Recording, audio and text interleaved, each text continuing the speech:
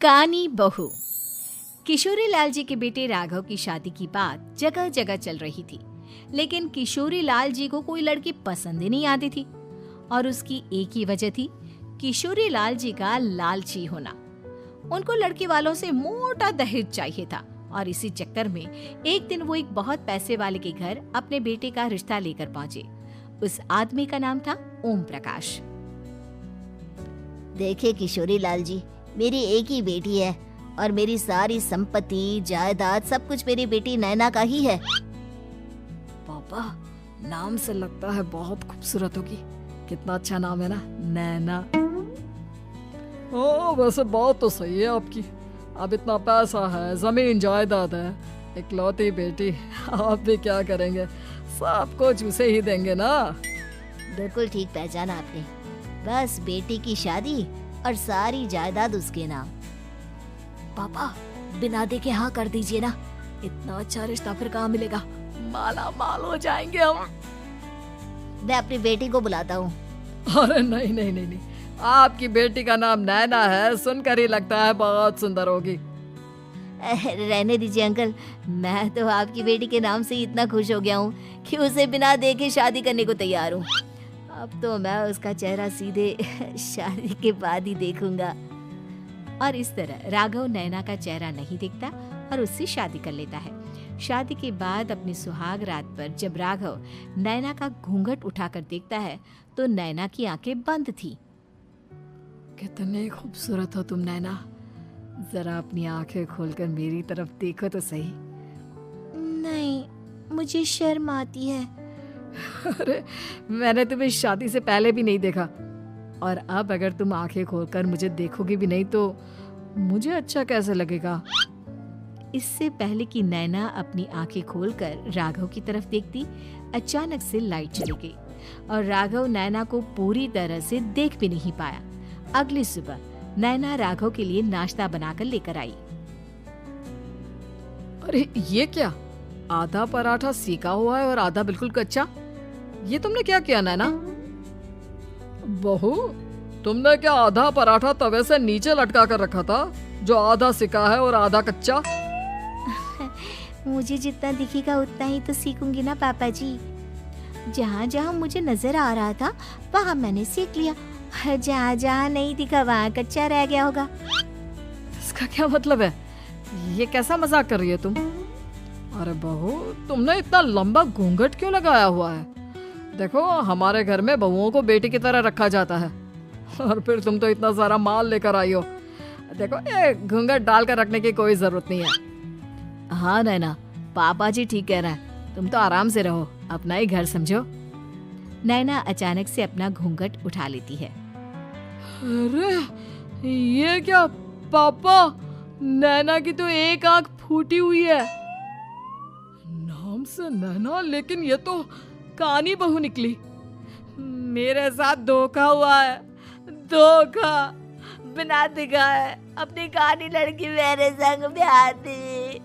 मुझे कानी बीवी नहीं चाहिए। मुझे अभी ओम प्रकाश जी से बात करनी पड़ेगी। आखिर उन्होंने मेरे साथ ऐसा किया क्यों? अरे, आप लोगों ने ही तो पापा से कहा था कि आप लोग शादी से पहले मुझे देखना नहीं चाहते। अब मेरे पापा पर क्यों इल्जाम लगा रहे हैं? अरे लेकिन उन्हें बताना तो चाहिए था ना कि तुम कानी हो, एक आंख से तुम्हें दिखाई नहीं देता। किशोरी लाल और राघव नाराज होकर ओम प्रकाश को अपने घर बुलाते हैं। पापा जी, ये आपने क्या किया? शादी से पहले बताया क्यों नहीं कि नैना की आंखों में परेशानी है? अरे, आप ही ने तो लड़की देखने से मना कर दिया था। और लेकिन आप बता तो सकते थे। आपको तो हमारी बेटी की प्रॉपर्टी चाहिए थी, वो भी पूरी की पूरी।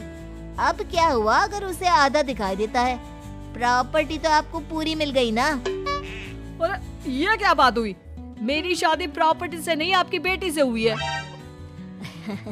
अब ये तो पहले सोचना चाहिए था, तब तो मेरी प्रॉपर्टी देखकर तुम्हारी जुबान लप लपा रही थी। लेकिन मैं कानी लड़की को अपनी बीवी बनाकर नहीं रख सकता। पापा, कुछ करिए ना आप।